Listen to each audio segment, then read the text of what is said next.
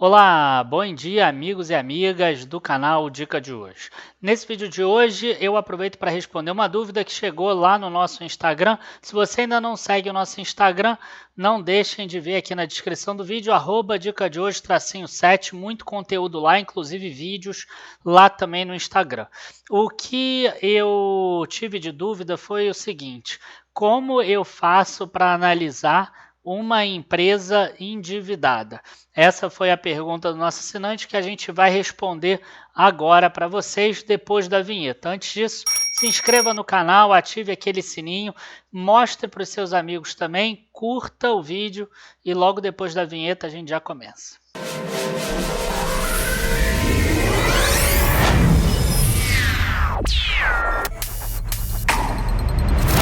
Bom, pessoal, antes de mais nada é importante a gente entender o que é essa dívida da empresa. Existem dois tipos de dívidas na empresa. Existe aquela dívida que foi tomada para que a empresa faça algum investimento, alguma aquisição, alguma coisa que vai trazer um resultado positivo para ela, e existe aquela dívida que é proveniente de algum negócio que não deu certo no passado e que a empresa pega uma dívida para pagar a dívida anterior, pega uma dívida para pagar a dívida anterior. Isso é mais ou menos o Brasil, né? Mais ou menos que era a Petrobras em 2015, a Vale, enfim, várias empresas tiveram problema. É importante a gente citar também que algumas vezes a empresa tem um problema desse de ter que ficar pegando uma dívida para pagar a dívida anterior e a dívida dela cresce e a culpa não é dela especificamente. Então, por exemplo, a Vale ou a própria Petrobras lá atrás em 2015, 2014, 2013, a Petrobras até teve um escândalo lá dentro, mas ela dificilmente passaria incólume por uma queda do preço do petróleo saindo de $150 para $29 ao longo de 5 anos.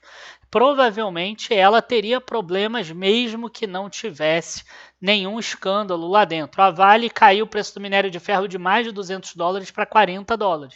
Hoje o preço do minério de ferro está em 120, $125 mais ou menos. Então, na hora que você tem uma empresa que cai muito o preço do que você vende, às vezes ela acaba passando por esses momentos mais complicados. E aí o que a empresa tem que fazer? Ela tem que vender algum desses ativos que ela tem que não tem a ver com o business dela, o negócio principal dela, para que ela possa continuar fazendo a operação, tocando a operação principal dela. Isso aconteceu com muitas empresas, né? Vale, com a Gerdau, com a Petrobras, com a própria CEMIG. Quem não lembra a ENGIE comprando a preço de banana as usinas de Jaguará e Miranda, por exemplo, da CEMIG, ou quem não lembra a CEMIG vendendo ações da Taesa, por exemplo, no mercado por um preço ridiculamente barato. Enfim, são empresas que passaram por um período ruim, elas precisam vender ativos.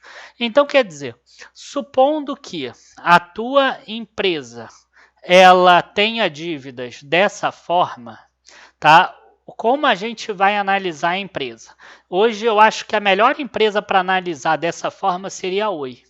Tá? Então, como é que a gente vai analisar uma empresa endividada? A Oi, que é uma empresa que, ao longo do tempo, ela gerou uma dívida atrás da outra para pagar a dívida anterior, né, nesse período. A gente precisa analisar duas questões principais. A primeira, possibilidade de venda de ativos, e a segunda, que é a capacidade de geração de caixa futura. Tá? E aí eu não quero aqui ficar dando call ou não de ação, tá? Então eu vou parar por aí.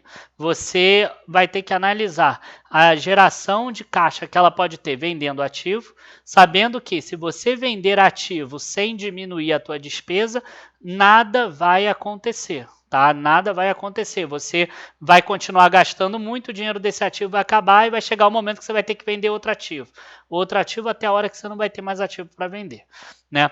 E você tem aquelas empresas, por exemplo, igual a Klabin, que é muito endividada também, igual a Oi, é muito endividada, mas ela é endividada porque ela está fazendo investimentos.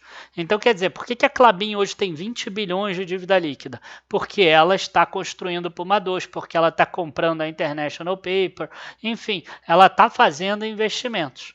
Nesse caso, tá? você vai procurar a geração de caixa da empresa.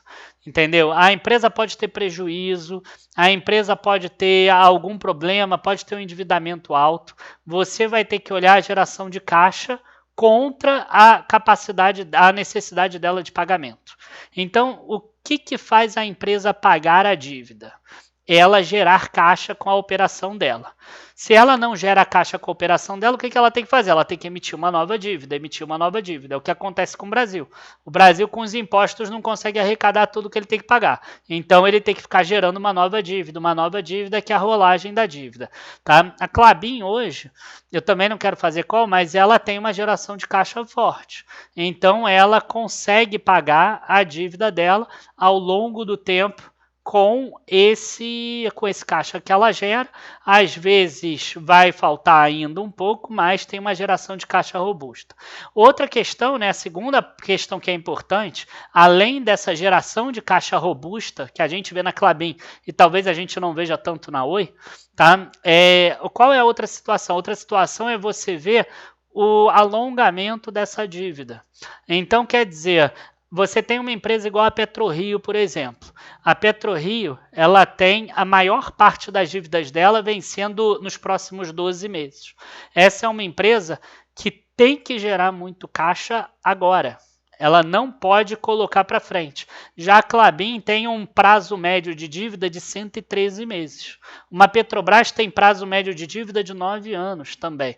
Então, você tem capacidade de pagamento. Às vezes, eu considero pelo menos melhor você ter uma empresa que tenha um endividamento de 5 vezes o EBITDA na carteira, mas que tenha um prazo de 10, 20 anos para pagar alguns títulos, do que ter uma empresa que tem só um endividamento de 1,5 vezes o EBITDA, mas que toda a dívida dela esteja nos próximos 12 meses, por exemplo. Então, esse aqui é um outro racional que é importante, você ter o alongamento do prazo.